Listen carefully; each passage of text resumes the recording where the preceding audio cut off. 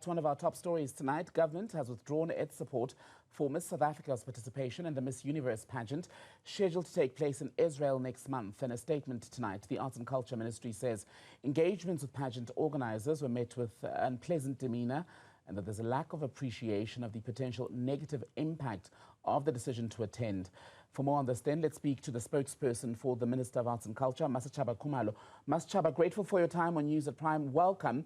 For the benefit of those who've not been following the story, let's talk about why government is so opposed to Miss South Africa taking part in this event, because it's not necessarily the participation, but it's the host country that's at issue, correct? 100%, Tembekile. Thank you so much for having me, and good evening to your viewers as well. Now, as South Africans, we know and understand the significance of cultural boycotts. We know the significance of taking a stand because of where we come from and the history of who we are as a people, as a nation. And these stands take to the collective pressure for systematic change. So some may contest that Miss South Africa or Miss Universe will continue with or without South Africa's participation. And as much as this may be true, however, it is not in our best interest as a nation, as the world, to submit to this type of event, especially knowing how oppressed the people of Palestine have been by Israel. It's not a good move, and we don't stand for it as a department, and we certainly don't stand for it as government. And what does your withdrawal of support then mean practically? Does it mean that Lalela cannot then participate as Miss South Africa? Lalela can do whatever she wants to do. This is where, specifically speaking, when we say that we are withdrawing our support, we are distancing ourselves from Miss South Africa. Should she and the Miss South Africa organization not change their minds about this? Because remember, we're maintaining an open door policy. We certainly hope that there is still room for engagement and that sense prevails ultimately. But should they proceed, we want nothing to do with it. Samra, am I right to say then that this withdrawal of support is based solely on this year's pageant and is not going to be a permanent decision?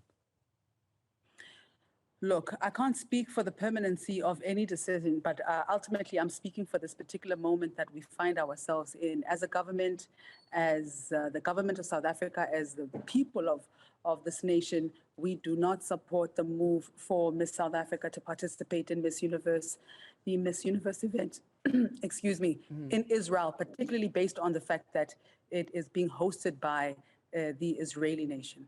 It's tricky, though, isn't it? Because, yes, Ms. SA will go to Israel without official government endorsement, but she is still essentially going on South Africa's ticket, even though the pageant is a privately owned entity. She still gets to use the country's trademark, as it were. Yeah, and it is tricky. But what we're saying is that if she decides to go, or if Miss South Africa organizers decide to take her there, we are distancing ourselves from it as the department and as the South African government. We don't endorse South Africa going to Miss Universe in Israel, no. What then do you say to what Miss SA organizers have said this week in defense of this decision, that this is a young woman who's going to Israel to pursue her dream to be Miss Universe, possibly, that they don't take a political stance, they don't want to engage in a political back and forth? Quite frankly, Tembekile, you can't distance yourself from the politics of it all, because ultimately, what does Miss South Africa represent in the first place? It's about humanitarianism. So it would literally go against the grain for her to, and the organization, to send her to a nation that is literally in the thick of an apartheid-type state system, and really just not read the mood in the room and go on as if it's just about an event. It can't be about an individual interest. It has to be about the nation, and it has to be about the interests of the globe and humanity, ultimately. Another defense has been that Miss South Africa is basically being bullied by people online who said that she should not go to Israel to participate. Is she? I don't believe, I mean, yes, social media is a very aggressive, especially Twitter. Let's talk about Black Twitter. We all know Black Twitter is very unfriendly, unkind.